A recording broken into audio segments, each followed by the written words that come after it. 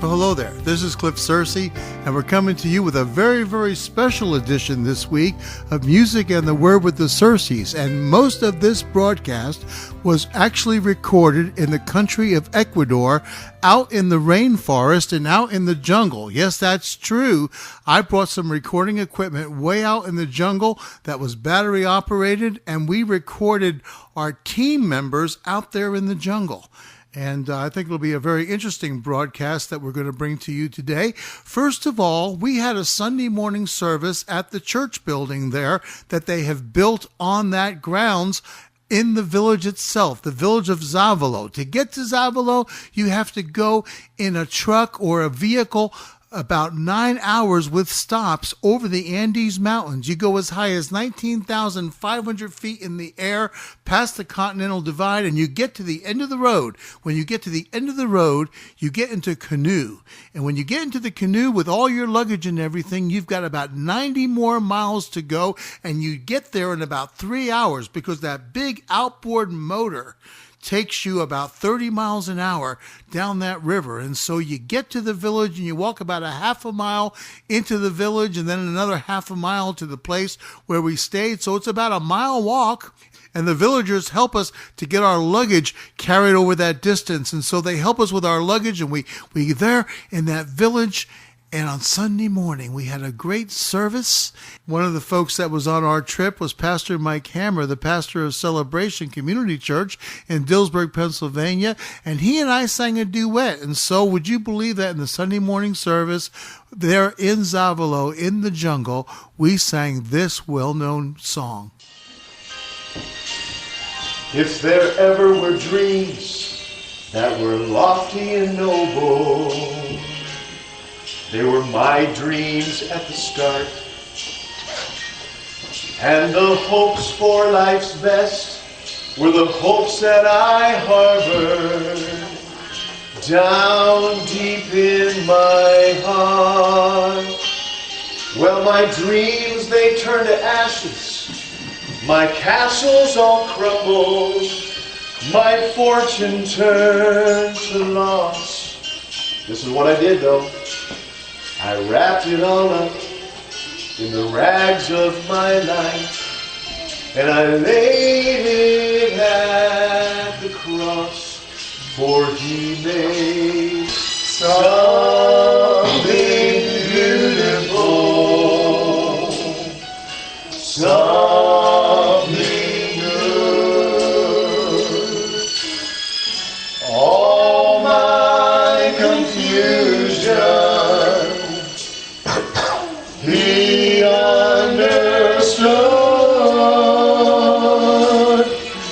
All I had to offer him was brokenness and strife, but he made something beautiful out of my life. He made something beautiful out of my life.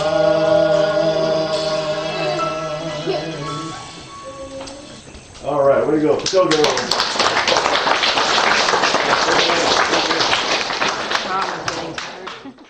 All right, we're going to continue with our broadcast, and what I want you to hear next is our good friend Dave Colonen. Dave was the one who actually had the dream and the vision of us going and bringing this clean water and solar power to this jungle. And you'll hear the story from Dave himself. Dave got very sick and was hospitalized and then went into rehab, and he was only released from the hospital just about the time that we were leaving, maybe within a day or two of that, and he wasn't able to make the trip. We originally, in August of last year, went to get trained, 4 of us, on the water purification system that we're going to be talking about, and then 4 of us, Dave Colonen, myself, Mike Eisenhower, and Pastor Mike Hammer, we all went, the 4 of us, on an advanced trip to go there to the village to get to know the missionary Randy Borman and to meet the villagers and to figure out how we were going to do this project. And then we were going to come back, and Dave was going to be in charge and lead our team, but he got very sick.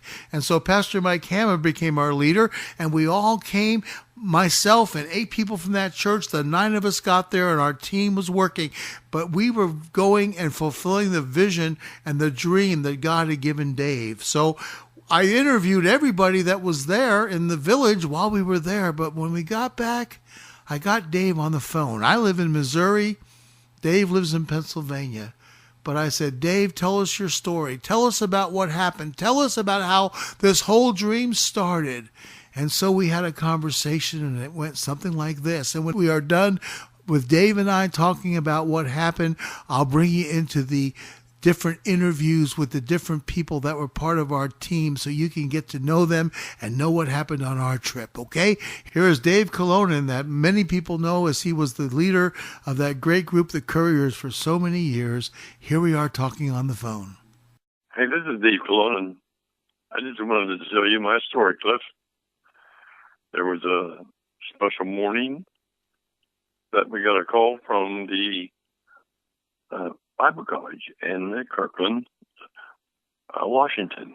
We were on tour out there with the Couriers, and we were looking for places to go and things to do. And they said, why don't you come and do a chapel for us at the school? And we said, well, that'd be good. So we went, sat in the front row waiting for his classes to be dismissed and to come into the chapel, about 1,000 students. And they gave me a little piece of paper that said, sing 3 songs, and the president is going to speak today. Well, that wasn't what we planned, but we did it anyway. And the first song, they responded really nice. They clapped their hands. The second song, they came alive. They stomped their feet. They started yelling. And then the third song, they stood to their feet and screamed, yell, and holler. And I looked at the president, Brother Castleberry, Joseph Castleberry. What a sweet man he was. And he looked at me, and I looked at him. And I said, what do you want to do? And he said, let me handle it. So he stood up and he said, hey, I know you guys like these guys. So I'm going to preach next week, and the whole morning is theirs to sing for you. And that turned out to be a great day. At the end, we said goodbye, and then shaking hands with the president and saying how thankful we were that we could be there, he handed me his book. And he said, this is brand new. Today's the first day I'm talking about it to anybody. He said, Dave, we just want to give you a copy. You may see where we're coming from. And we got out and got our stuff and said goodbye. And haven't seen him since. But he left an impression on me with his book because it said in the title, My Deepest Dream. And you know, Cliff, I'm a dreamer. It was a good thing I was the booker for the Couriers. I got the dream where we would be able to go next year and the next year after that. And it involved us going to 60 countries and traveling around the world in every state and every province in Canada. I dreamed we could do this and this and this and this, and we did. But when we got back in the bus, it was a long way home, and I picked up the book and said, you know, Dave, you have a lot of dreams, but what is your deepest dream? Boy, that startled me. I stepped back in my chair and I said, what could be my deepest dream? Deepest? And as we went through the next few days, I picked up the book and read it. The first chapter grabbed me by the throat. And I read it several times. And then I began to dream about it. And for the next 3 weeks, 4 weeks, I dreamed every night about Ecuador, which had involved the first couple of chapters of his book. I finally got sick and tired of waking up having not slept, dreaming the night away. And that was a problem to me. I finally said, God, I'm old. I'm getting ready to retire. I don't want to get involved. But man, if you're going to give me this dream here and you're telling me you better go to Ecuador, Dave. I said, okay, let me think about that. And I put it aside. I did forget about it.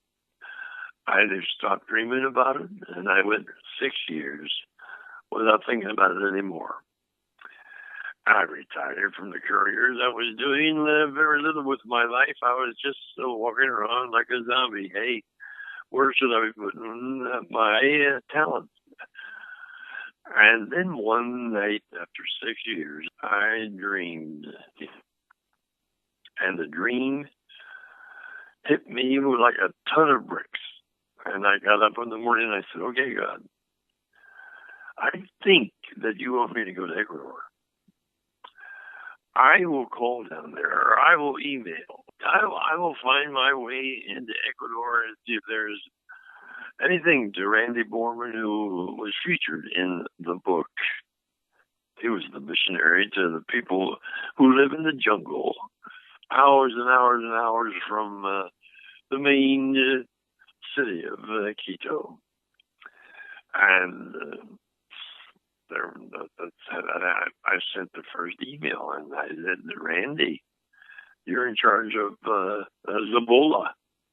And I've been dreaming about your situation to help you since God has put this on my heart. I can't get rid of it. They said, well, we have bad water and we don't have much electric. It's very expensive. I said, well, that's a good start. Let me start there. Let me see what I can do. Solar electrics. And it all ended up, oh my goodness, I got in over my head. Way over my head. It was expensive. We had to raise almost $10,000. And this was not going to preach. This is going to do. I had to say, I'll bring a machine. I'll lay the pipe 3 miles from the lake to the village where we can get good water. I'll bring a solar system that will give you solar, not $5 an hour, but for free. And we decided, okay, then let's see. Well, Randy said, yeah, let's try that. And then just before we were, in our plans, we decided maybe we better take a tour first to Ecuador to see if we're doing the right thing. It's a long way to the jungle, 7 hours by truck and 3 by canoe. You can't go to the Ace Hardware and say, hey, I need this bolt and this. So we went on a trip early. And we looked around and we analyzed the whole thing. And finally we said, okay, let's go home. I think we're ready to get it all. And sure enough, we came home, had about 3 or 4 months ready to take the right thing with us. And we had about 8 or 9 people that were willing to go with us and help us. And then, about 2 weeks before the trip down to Ecuador for our second time, I was hospitalized. I couldn't move one day and had several things. I had all kinds of things. And so when the day came for them to leave for Ecuador, I was in the hospital. Oh, I couldn't believe it. But they went and they have brought pure, clean, cold water.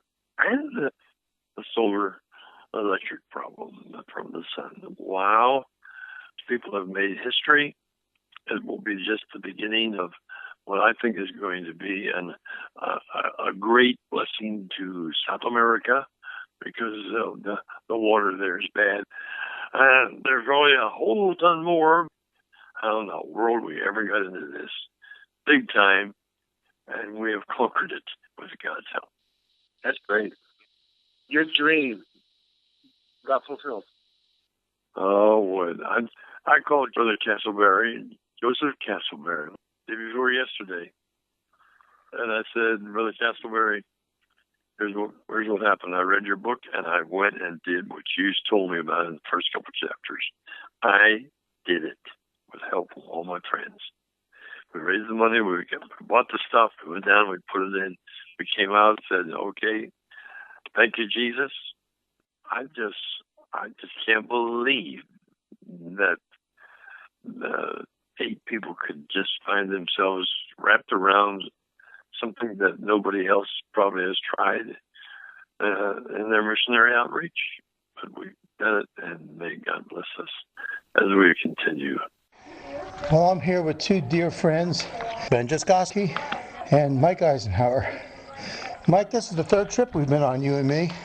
Yes. We went to Indiana to get trained on the water system that you so excellently installed today. You put the machine together, and Dave Miller, we'll be talking to him later, but Dave helped you put that together, and we transported it down there. I say we, I didn't carry anything but my little stool. We went ahead and you hooked that up, and you were training people on how to use it, and explain a little bit about what that water machine does.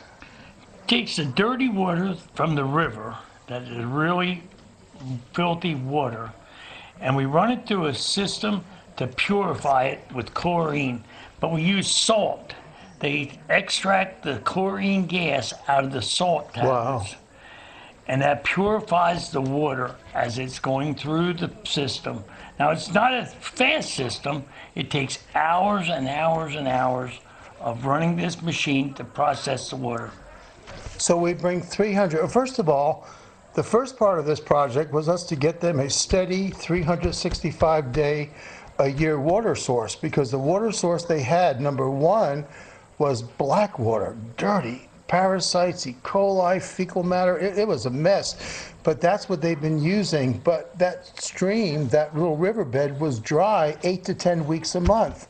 Then they had to depend on their rainwater. Can you imagine the rainwater collecting, and they collect it for months, and all the parasites and stuff that form in that while they're waiting to drink it? And it just breaks my heart. And Epitome of nastiness.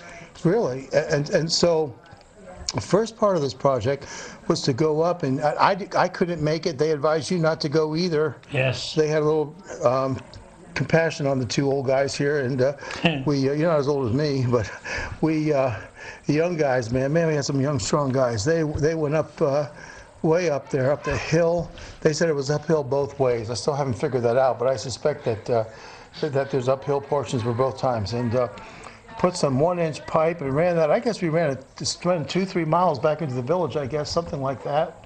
And your church supplied the money for the pipe and the water barrels and the water machine, and what a great church. Pastor Mike Hammer and Celebration Community Church in Dillsburg, Pennsylvania. I've been there, I've sung there. What a great place that is. But you guys supplied all that. You guys built a dam. I can't believe that. This is Ben Jaskowski over here, and Dave Cologne told me about you. He says, I got a couple guys beside Mike, his son-in-law, Mike Hammer. He says, I got a couple guys, man, that they're young and they are strong and they will do anything. And he kind of described you to a T. You spent a lot of time abroad, didn't you, over in Europe? Yeah, I spent 12 of the first 18 years of my life living in Germany and the UK. Wow, what an experience. So what's this like compared to other places you've been to? Well, ain't no jungles in Germany, that's for sure. I've really come to enjoy your sense of humor, you know. Yeah. And he just kind of keeps things light, you know. Yeah. Just kind of keeps things moving right along. I love it. So you're one of the warriors that went back there and just describe that dam. They had to build a dam to control the water, because in the rainy season, I guess, if there's not a dam to control that, the water will overrun so much that it will take everything we've put up there and wash it way downstream, won't it? Yeah, it will. When I first saw the dam, it was just a great big log on top of a bunch of clay. And one of the things we were worried about was having it set so that it wouldn't just get washed away. And through a couple of days of hard work with sandbags and filling those up and solidifying the dam, and also I think maybe the earthquake that happened the second or third night that we were here probably helped a lot with that. Probably so. And we also had a couple of good strong rains that filled up that reservoir behind the dam. Yeah, we were out in a canoe during one of them, weren't we? We were out up the Zabalo River. I thought that maybe I had on my clothes about a year's worth of rain to supply this village, man. Yeah. It was so wet. And if it's not enough, I can just wring out the pair of socks I still haven't dried yet. Is that right? Yeah. High humidity here. Things don't dry too well. Yeah. But so then, didn't you guys get some sacks and fill them up with clay? Yeah, that was actually Pastor Mike and another friend of ours, Dave Miller. They spent pretty much the entire morning working on that, and those two and Randy Borman and the rest of the guys that were from the village that were out there, they worked so hard that morning that once they came back to the village for lunch, they didn't go back out. They were that tired. Wow. Yeah. I understand that. Yeah. Well, Mike, with this water system, so this chlorine gas, basically what we do is bring in 300 gallons of water from this new stream that's much cleaner than the one that was there and should be running 24/7, 365 days a year. And we also have a ram pump that's a little interesting mechanical device that may help us to get it all the way up to the 60-foot water tower without having to use an electric pump. How much more did you put in that water barrel to do our test? We probably put about 100, 150 gallons in there that we had available. Okay, so we filled it up half, and there's two 500-gallon tanks that the church bought that were put up on the water tower just below the 10,000-gallon tank that's up high there. And so when they've purified 300 gallons of water, then a pump will take that water and bring it to those two 500 gallons. A pipe comes down with a spigot, so they can come here for now and with a kettle or with some kind of a water container, and they can get the clean water to drink and bring back to their houses. But I understand the plan eventually is to run half-inch pipe throughout this whole village, and those tanks are high enough that they can actually have a cold water, or at least a clean water tap in all of their houses. That's incredible. Yes, that's the next project to do, is run pipes to get water, fresh water, to every home that they have drinking water. And with the ram pump putting the water up to the water tower, they have a pipe now already going to the houses, so they'll have water to take baths, to do wash, just to do everything but drink that we do. Yeah, they won't drink that water because of being contaminated, but the other water will be the drinking water. Wow. So what are your thoughts on this trip, Ben? What happened here that was a little different than what you expected, or maybe you kind of had an idea how it would be? Well, I took some advice that Mike over here gave me, and said he told me, go in and don't have any expectations. And for the most part, I took that to heart. And my only expectation was success. I just wanted to have this village supplied with clean drinking water. We feel sorry for Pastor Dave Colonin. Oh, absolutely. Let's see, this is going to be heard on 6 stations and also on the internet on YouTube, but 2 of the stations that this program is on, Dave Colonin follows this broadcast the hour following, and he got sick and wound up in the hospital, got out of the hospital just before we left on the trip, and he wasn't allowed to go. But this was his vision, this was his dream, and he is the one that got everything in place and helped raise the funds. And this whole, him and Ken Gatton, who started with us but wasn't able to make the trip, those 2 guys really step up to the plate. We're able to make this trip because of their sacrifice and what they've done. We love those guys so much. Anything you guys want to say before we kind of go on to something else here? Yeah, I just, going back to what Mike told me, is I just don't go in with any expectations, and just be ready, just have your heart and your mind open to be floored by what you do and what you experience and what you come away from with this trip. And he was right. I signed up for this trip about a year ago when Dave Colonin first approached me and said, "You want to go to Ecuador?" And I think once we leave, I'm definitely going to miss this country. I'm definitely going to miss this village, but I will definitely miss the experiences, most important of all. And I'm walking away with no regrets. Wow. Wonder if we'll come back again someday. Yes, it would be. That'd be cool, wouldn't it? It would. It'd really be great. You've already been back. You and I've been back twice. I know, this is our second trip round, and it is all because of Dave Colonin. It is. He had a big dream from God. And I want to tell you, we all need to get a big dream and fulfill it. The man was 83 years old and had a dream to go to Ecuador to the rainforest. I mean, come on. If you're 30 years old, what's your big dream? 83-year-old man going to Ecuador. And the hard part was we took a 7-hour truck ride from our motel to the end of the road and got in a canoe. But that wasn't the end of it. We went on a 3-hour canoe ride, and that wasn't the end of it. We walked a half a mile back in the rainforest. I think it was 27 miles, actually. At 83, this man's dream. So it just goes to show, whatever God gives you as a big dream, live it out. I'll tell you what. And it is the greatest thing that I've done. I've come back the second time to help live out the dream of one of my best friends, Dave Colonen. Well, I'll tell you, there's a couple of miracles here. The first miracle is that he had this dream and we were able to somewhat fulfill it. The second miracle is when he told people what it was, they didn't put him in a home. You know, so he's 83 years old. Yeah. Really He ended up in the hospital, and they did eventually leave him out. They did, 2 days before we left. Yeah. But, yeah, he's home, and I'll tell you what, he's standing behind us in prayer. Not a day has gone by when him and his blessed wife, Judy, haven't been praying. Yes. And our families as well, asking God to help us. And someone was praying for me when I fell down the steps and landed.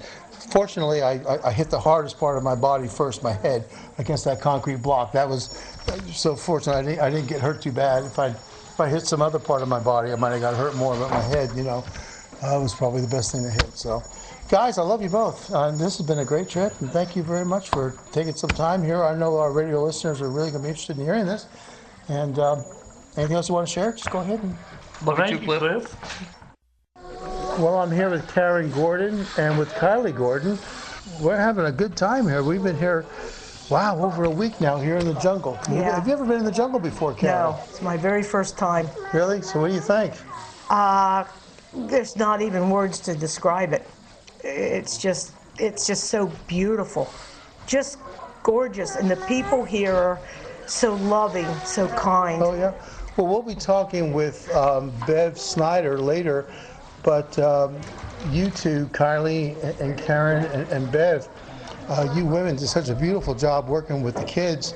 And I got to get in on a little bit of that, took some video of the puppet shows that you guys held, and took some video of the crafts. It was amazing, the crafts that they did. And Kylie, you're the ripe old age of 21. Yeah. Oh, I can't even remember being 21. That was so long ago. So what do you think? Is this about what you thought it was going to be, or didn't you have any idea? I didn't have no idea. What do you think? Pretty good. Pretty good. You seem to just adapt to everything just so beautifully. And jungle can be kind of scary, can't it? Yeah. But you just rolled with everything, and we're just so proud. I know when I was 21, I probably would have headed for the hills long before, and you just hung right in there. So you have my admiration.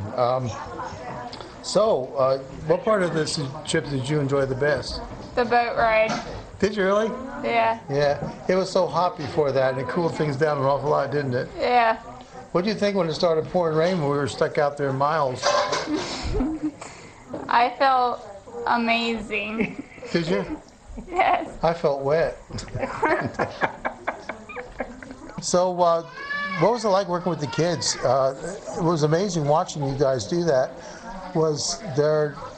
There was the language barrier, but you seemed to be able to connect with them anyway, regardless of the language barrier. Yeah. The kids just seem to adapt, and they love doing the art, and so polite. Oh. So polite and just patient. Our kids back in the States, they would have been everywhere. You know, not standing still and waiting for us to show them what to do. And these kids are just absolutely amazing. Wow. That they live like this from the time they're born. And they're just amazing kids. Amazing. Wow. Some of them that I've learned to know are so smart. That transcends the language barrier, doesn't it? Yeah. It's we Bev and I, we got one girl called Jessica. She can say Bev and she can say Karen. We taught her to say that. Did she say Kylie? Kylie wasn't with us. Ah. Well, it looks like you and I lost out on that one. Yeah. So, you think you're coming back maybe someday? Maybe. Maybe. It's a possibility though, right? It's not an Yeah. automatic no. Kylie, you were just wonderful. Absolutely Yeah. wonderful. Yeah. Yeah. My wife wanted to come so bad. Maybe next Did time. she? Maybe next time, yeah. I got awake this morning crying because I realized this was our last day. Last full day, yeah. Last day. I just couldn't believe it's almost over already. But what you invested, Karen, in those kids' lives is something that is eternal. God will use that for something of lasting eternal value to be produced in their lives as a result of what you've done. So it's our last day, but it's not the last day of your influence for the village of that's right. Zavala. That's right. That's absolutely And someday when you come back, if you do, they're going to say, hey, we know you. There's Karen and there's Kylie. We know you. Well, you know I love kids when I have a son who is going to be 41 and my daughter's 21. Kylie's 21, so they're Wow. 20 years apart. So it's like I'm starting over. It was like I was starting over. That's okay. again. That's okay. I've watched how you take care of her, and I watched how she takes care of you. And I'll tell you what, it's just beautiful to watch Goes that both happen. ways, yeah. Well, I'd be lost without her. Oh, our listeners are going to love hearing you guys talk and hearing what you shared. And thank you so much for sharing on our radio program. Thank you for having Thank you. us. It's my pleasure. Bye-bye. I'm here with Bev Snyder, and Bev is the third lady from Celebration Community Church in Dillsburg, Pennsylvania that came along, and I'd met Mike Eisenhower, and of course Mike Hammer I've known for years, the pastor, and Mike and Eisenhower, we'd met sometime before, but this is the first time I've met 4 of the people on the trip, and well, 5 I guess, 5 of them, and Bev, you're one of them. So, what did you kind of think this was going to be? Is this about, did it meet your expectations? Well, I would say it's way beyond what I expected, but the comfort zone is really better than I expected. But not having cold drinking water, I think, was the biggest thing that triggered my heart, wishing I had cold water to drink every day, but I have not. But you learn to adjust, and yeah, it's been quite an adventure. One of the things they need that we may be supplying in the future, they need refrigeration, and that could be a project for down the road for us or some other church or some other group. But that would really change your life, wouldn't it? You'd be able to have a cold drink. Wow. We Yes. take that for granted, don't we? We sure do. So I was explaining earlier, I just was marveling how you and Karen and Kylie were working with the children with the puppet shows, and with the you had an interpreter. Jane was interpreting for you, and you were doing those amazing crafts with the sparkles and everything else. And boy, we got some real artists in this village, didn't we? These young ones. Yeah, I really recognized the different ones' talent when we started working with them with the art. And back home, I'd say, the children have a little bit more tendency to be a little more rowdier when you're trying to teach them something. But, the children here are extremely well-mannered, and they pick up on what we're teaching them without even the language. A lot of it is like we're showing them pictures and explaining things as we go, with pointing to a example of something. And that really helped a lot because we didn't always have someone to interpret, but the children really picked up on things pretty easily. Well, yeah, I'm amazed at how, not really amazed, but I just love to see how intelligent they are and how smart they are. The language barrier, we sometimes underestimate people because of the language barrier, but these kids are as smart as can be, and they really have a desire to learn. And Toribio, the teacher here, has them in school, and I went into the school for a little while and took a little bit of video and kind of watched it, and he was putting them through their paces, and I'll tell you what, that's no small thing, man. He makes them learn their lessons, and he is a good taskmaster, and I really like that. So they're really getting a good education as well. So you think you'll ever come back? Well, if the Lord wants me to come back, I'm sure that would be in my heart's desire as well, because I've really grown to love these people. The children are a lot of fun. And I've noticed that the first thing that would happen with the children when they started really liking you and bonding with you, they wanted to tickle you in your side. And when they started doing that, I really knew right away that they were starting to be comfortable with us being here. Well, I started taking pictures of everybody, and every time I took a picture of you, you seemed to be surrounded by kids. They found the new Nana, I think, while you were here. Yeah, I seem to have a magnet to children, and it does give me great joy as well because I love kids. No, you sure did a good job with them. If I had it my way, I'd have tons of suitcases packed to bring stuff back to bless these people as well. But we were able to purchase some of their homemade jewelry, so purchasing their jewelry does help them with their finances, and we gave out lots of little gifts and surprises while we were here, and plenty of candy. My good friend Nemma Roden and her husband Daryl, they made 88, I think, different packets of things with wristbands and coloring things and everything else, and had us take them up there, and you passed those out as well as a whole bunch of stuff you guys brought, and candy, and I was amazed at the stuff you folks brought with you. And so these kids they'll look forward to us coming back again sometime. But in any event, well, thank you so much. You added a lot to the trip, and I know you had a good time, but the children really enjoyed the ministry of you three ladies, and so nice talking with you. Bye-bye.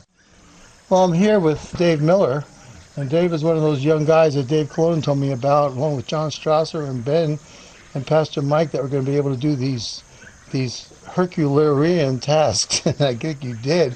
I was amazed at the things you could do. I saw a video of you walking across this log with the water at your feet, and you're walking across with your cell phone in your hand. Man, that was something. Absolutely something. It was an adventure, but it was the only way to get to the dam, and we really wanted to see the dam that they were constructing to contain the water and to help out there if we could. But it is deep in the jungle, and the only way to the dam is across the creek, and the only way across the creek at that point is to cross the log, walk the log. So it was an adventure for sure. Well, in the mercy of God and the mercy of you guys, you wouldn't let me go up there, and I appreciate that, because I would have been, you would have been bringing bad news home to my wife, I think, if that was the case. Well, I didn't know what to expect the first time I came. This is my second trip out here to the jungle. What do you think? What is this about? What you were thinking, or did you not know what to think? I really didn't know what to think, other than seeing a few pictures from when you fellows were here in October. I really had no idea what we were going to be getting into, but I find that the people are very much like us, even though they live a very different lifestyle. It's a gentle people, a very kind, peace-loving people. They've been very, very kind to us and meeting our needs every way they can. And I think they're very appreciative of the effort we put into trying to bring clean water to their village. So it's been an adventure. It's been certainly a new experience, but the people have been great, absolutely great. Well, I was kind of amazed to find out that you and I shared some common history. We both worked for the same electronics company several years apart back in Pennsylvania, and you worked for several different companies that I've been very well aware of. In fact, one of them was my part supplier for years when I was in the TV repair business. So I'm sure we were in the same room for training sessions at the same time and whatever. Isn't that something, how the Lord just lets people that just rub shoulders and didn't even know it kind of hook up later? It is. It was very interesting to find that connection after we'd been here several days. And those old skills come in handy on this type of a trip. We did some wiring, and you did some design and some wiring of the solar system. It's a benefit for these people, I hope, for a long time now. Yeah, we kind of put it in place and walk away. We say, Lord, take care of it. You and I both know what can go wrong with electronics and all the things that could happen. We try to bring as many spare parts as we could. But you know, there's just something about taking your 5 loaves and 2 fishes and giving them to Jesus and putting them in his hands and just say, Lord, you know what's needed from it. We just do the best we can, and we just trust you to make it enough to meet the need. And that's what I'm just trusting that God is doing here, you know. Amen. I believe there's a greater work here. The water is certainly a big a thing of importance here, since they do not have clean drinking water available close by at the time. But I think we've established a relationship with these people now, and hopefully brought Jesus to them in a way that they can see tangible effects, tangible results, that the love of Jesus is real, and people can work together and help each other. And that's really what will last, I believe, the relationships between the people. The Word says that people will know Christians by their fruit. They'll know people by their fruit, good or bad. And hopefully we've left some good fruit here. Our work and our efforts, I'm sure, are not in vain. Well, good talking with you, Dave. Anything you want to leave with the people? What final thought do you have here? Well, I'm just really happy that I was able to go on this trip. It's been an adventure. It's been an education. Far more interest than any vacation trip that you would pay to go on a cruise or go to a foreign island and just look at the pretty tourist things. Yeah, they don't make you work on those trips. That's true. But we got to actually rub elbows with the people here and work side by side. And even though we had a communications gap, a language barrier at times, I think our sincerity came through, and that's just an experience of a lifetime. So I'd encourage anyone who has the opportunity to do any kind of missions work. It's just a very self-fulfilling experience, and the amount of help that you can give somebody else is priceless. When they can't do it for themselves and you can help them in some way, it's just a priceless thing. So I would just encourage anybody that was thinking about doing something like this to really pursue it and do their best to make it happen, and you will not be sorry. Amen. Thank you, Dave. I appreciate it. This is my new buddy, John Strasser. And if I didn't like you for any other reason, I like you for a whole bunch of reasons, but you drive for the Utz Data Chip Company. To Data Chip Company. And when I lived in Pennsylvania years ago, a lot of this girth and a lot of this poundage you see on me is your business is responsible for. So I have a little respect. Okay. Hey, we provide a good product. We don't tell you to overindulge. That's on your side. Well, I figured that part out for myself. Okay. Well, John, what did you get yourself into on this trip, man? I think you were one of those young guys that Dave Cologne told me about. Don't worry what you can't do, because there's 4 guys coming. You know Pastor Mike, but these other 3 guys, you aren't going to believe these warriors. They're just going to go and they'll get it all done. And, man, he was right. You guys were just incredible. Well, when Dave Cologne asks you to do something and it's an opportunity of a lifetime, I thought, well, better go. Did he ask you to do it? Yeah, he asked. Not that he needed me. He just, hey, you want to come along? You know, it's like... When he found out I was related by marriage to one of the missionaries that was killed in 1956, one of those 5 missionaries, he told me I was going. I said, do I get a choice? No, you don't get a choice. You're going. So I didn't get to make the choice, but that's... Well, I had a choice, you know. I'm thinking, well... I did too. This is a good opportunity. I mean, Dave, you know, he said, if you want to go, you want to go. And I'm like, oh, sure, you know. This has not been your first overseas trip either. You've been overseas before, haven't you? This is the 4th time now. Wow, where else have you been? I've been to Nicaragua with Mike Eisenhower. Wow. And Chichigalpa and Manala. A few different places with Mike Eisenhower. Wow. So was this what you expected, or didn't you know what to expect? I expected jungle, and I did get that, but the noises in this jungle are a lot different from the Philippines when I was there and when I was in the service many years ago. And it's hot, and I like it. I'm really kind of sad. We're going to be leaving tomorrow. Really? Yeah. You think we'll all be back here? Could happen, couldn't it? You never know. I know I'll be back in Nicaragua. Far as this, it all depends. If God says, hey, you need to come back, I'll come back. You know, it's been a good time. Don't regret one bit of it. I just love doing things for God, and I just want to do more. I love getting to know you and getting to know your heart. You're a good guy. And, you know, I think we'll all be back here. Could happen, couldn't it? You never know. I'm just glad you're just a good guy, and I appreciated Well, finding thank that out you. about you, and made some great friendships on this trip. Man, I'll tell you what, these guys.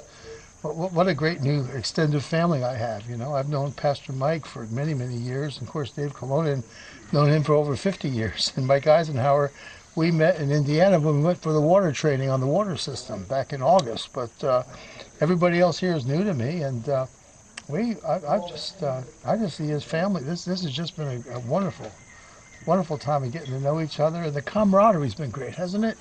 Yes, yeah, and everyone's been getting along. I know it's just everybody's in harmony with Jesus at the center of it all. No, I'll tell you what, we did get along. We did get along very well, and the food's been great here. They've bent over backwards to give us meals that we as Americans can properly eat and digest and be able to appreciate. And that's been a real plus. That's something people are really concerned about sometimes. What's the food going to be like?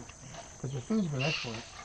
You know, when I get home, I just can't wait to tell other people that if you ever have a chance to go on a missions trip, you should go. It is a very life-changing experience for anybody that does go. You learn a lot, and it just gives you a different perspective on how other people live in different parts of the world. Well, I'll tell you what, I like the fact that we were able to get the ball rolling here to get them some clean water, and you guys were something going up that hill, going up way up there by that dam that you guys built, and man. Well, I can't take any credit for that. I went back there, but they built the dam. I just ended up being the guy that melted pipe to fit the pipe on the fittings. That was always something. You kept making little campfires, and you made some pipe for me too. You heated the pipe up and forced the pieces together. And I guess that's the jungle way of doing it, you know. That was kind of cool, you know. Yeah. You got really good at that too. Yeah. I didn't think I was going to come here to do plumbing. Amazon plumbing. You need a campfire to do Amazon plumbing. That's exactly right.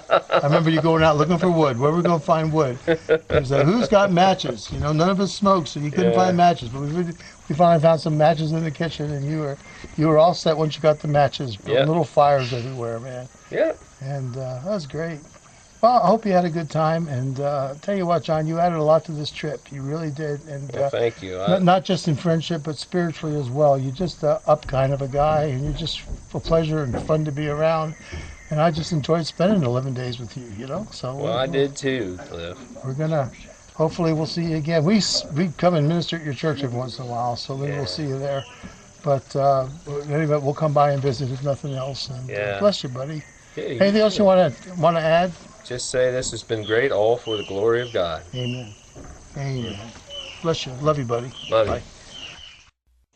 Well, I'm here with Pastor Mike Hammer, who's the pastor of Celebration Community Church in Dillsburg, Pennsylvania. And I've been there several times for different things, and a great church and a great pastor, and known his wife since she was her teenager, you know, Dave Colonin's daughter. And just so thrilled to see what you guys have done there. I guess you're running between 500 and 600 now. Yes, attendance. We are. Yeah. Wow, I'm not surprised. I've heard you preach. You're a good preacher. Oh, thank you. And the last time we came in October, and you kind of came last minute. I don't know that you were planning long term to come on that trip, but I'm really glad you did, because your father-in-law, Dave Colonin, wound up in the hospital. He got out, thank God, before we left on the trip, and he's certainly on the mend and doing well, but could not come. And you know, when God always has a Joshua standing by when the Moses is not able to make it. And so you just been a tremendous leader on this trip and done a beautiful job leading us. And you took the vision and the dream that Dave had in this trip, and you just really helped fulfill it. So what do you think about all this? Is this about what you had thought you were going to be getting into back in October? Better. Wow. When I came back in October, I just mainly came to take care of my father-in-law, who's getting up in years, and my whole family said, somebody's got to go with Dave just to take care of him, just make sure he makes it back in one piece. This trip he took care of me. Yeah, a little bit. And so that's kind of why I went. And obviously, getting on an airplane is always fun, and going to another part of the world is fun. But mainly just to take care of Dave and make sure he made it back in one piece. But as is always with missions, once you get boots on the ground and you experience another culture and people who are just like you, but different culture, but they bleed just like you and I bleed. You get in, you get into their world, and all of a sudden their world gets into you. Gets into your heart, and so I knew that I was there more than just to take care of my father-in-law, but God had something more in store for me too. And so here we are in February, late February, and we came back with this team. And now I know. I went back in October was to lead this charge with this great water project and the ministry that went along with it, with some of the people that came just specifically to do the ministry to the children, and so they've done a great job. But it's more than what I expected. Well, the people of your church stepped up too. They did. I mean, they really stepped up. Mm-hmm. I've just been amazed. They all have been ministry oriented. They all found a way to take the tasks they were given and work them into and blend them into a ministry. And the women just put their arms around those children. And what a tremendous ministry they have with the kids. That's just amazing. There's already just a little part of my heart that doesn't want to leave. Yeah, Obviously, I understand that. I got a wonderful family back home, and where I think we're all anxious to get back to somewhat of our routine. But boy, part of our heart is left here, and look forward to a return someday. I wonder if we're coming back. I won't be shocked if we do. I know. I think one of the neatest things for me as a pastor is this team of 8 people from our church, 9 including you, Cliff, but 8 from our church. You can adopt me if you want. Okay. Many of these people have gone to, our church for years, and I've never gotten to know them other than just a hi and bye in the church lobby. But when you spend 10 days, eating with each other and sleeping in the same, I bunks. got a whole nother side of you that I didn't know about. That's true. Oh my gosh, you trickster. I'm a guy too, You're a trickster. But boy, you just get to know the people so much better, and you share a task. You're working alongside each other. You're seeing just the giftedness of those around you. It was unique too, because Mike Eisenhower and I could not go up to the side of that stream and up to that mountain in God's mercy, and in your mercy you wouldn't let us go if we wanted to, because it was just too rugged. But see, you 4 were able to do that just perfectly. And every single person filled an important role. Different roles, but important roles. But everybody was adaptable too. Nobody was rigid that they had to just stay within their. Whenever there was something to be done, and Ben just whatever anybody needed, Ben was just there to just. He said, I don't know what I'm going to do because I don't understand electricity, I don't understand water, I don't understand pipes, I don't know what to do, and he made himself one of the most valuable people of the team. That's right. Because whenever you needed anything, you just asked Ben, and he was so resourceful. He didn't care how many miles he put on back and forth, going for this and going for that, so that was very valuable. And Cliff, we appreciate, it took a lot of courage for you and adaptability for you to sink in with 8 other people that were virtual strangers, brothers and sisters in the Lord, of course. I don't know if you know, I met you in Springfield years ago. I don't know if you realize Probably, that. yeah. Yeah, back with Home Fire. Yeah, I met you back then, in those days. But, you fit right in, and you're friendly, you just have a great heart for people, and you're not afraid to jump in and work hard and use your giftedness for the glory of the Lord in the project. And so we're proud of you. And honestly, to entertain the troops, I was willing to fall down the stairs, hit my head on the concrete block. I mean, so I'll do anything to entertain the troops too. You took one for the team. I took one for the team. But you helped me around. I couldn't bend my knee for a few days, and everybody helped me around, and that was just really appreciated. And you bought me that stool when we were in Quito, in the capital of Ecuador. You said, Cliff, you might have a hard time going around. I'm going to buy you a stool. I said, well, I'll pay for it. No. I'm going to buy it for you. What do you want to say that kind of sums up what you're feeling on this trip, and and really what you feel may have been accomplished spiritually by our team? Well, I think it opened up our eyes to, the challenges that this culture and the challenges of language barrier, trying to communicate spiritual things through a language barrier. Oftentimes we just had to relate by the love that we could best express with a hug, with a smile, with a high five, with anything that would communicate to those people that, you know what, these people, they do care. They're not just coming in to do a project and then leave, but there's a connection of our hearts. I think they really know we cared. Yeah, I think so too. Yeah. Well, I know I cared because I'm leaving with a little bit heartsick. Yeah. So if I didn't care, on to the next thing. But there's part of me that's like, oh, a little sad, Well, what really impacts me is that these little girls at 12 and 13 marry the boys at 15, and by the time they're in their mid-20s, they've already got sizable families. And this village is going to grow by leaps and bounds in the next 10 years. And these little kids we see running around here are going to be mommies and daddies before you know it.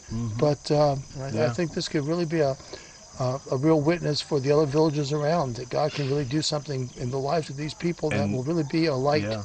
And I think there's a lot of upward potential for more discipleship and spiritual growth here. There is. And any event, I'm just thrilled to be a little part of what God's doing here. It's just been a great trip, and God bless you. And I just respect you. I love you and I respect you. Okay, bless you can't see this Radio Land, but we're doing a fist bump right now. That's exactly right. All right. In Ecuador. I'm so tired and everything, that actually hurt. But anyway, okay. We'll see you later. All right. Bye. Well, I hope you enjoyed that. I hope that really blessed your heart to hear about our missions trip. There's about 3 or 4 other villages that are waiting for us to come and do the very, very same thing. Can you believe that? And so we're trusting God to help us in the days ahead, to go ahead and be able to bring more water to more villages. And we're believing God's going to help us to do that. I wish you'd pray with us about that. Well, I want to pray right now for the village of Zavolo and for the people that are there. Would you pray with me? Lord, we bring this village before you right now. We bring the missionary Randy Borman and his wife Amelia, and we bring, Lord, the people of the village before you and the children in that village. I pray, dear God, that the system that we installed for water and solar power will run properly. Lord, sustain it, cause it to run without problems. Let it supply them clean water for many years. And Lord, I pray that they'll understand about the living water. So many of them have been touched with the message of the gospel in the days that we were there. Let that gospel message take root and lodging in their hearts, and let there be a change in their life for all time and eternity, God, in that village. And let them be a light out there in the jungle to other villages around, to be able to show what can happen when the power of God and the life-changing power of Christ comes into the lives of those that will follow him and serve him. We thank you for it, Lord. We ask it in your precious name. Amen. Thank you so much for being with us, and we'll see you here next week again on another edition of Music and the Word with the Cerces.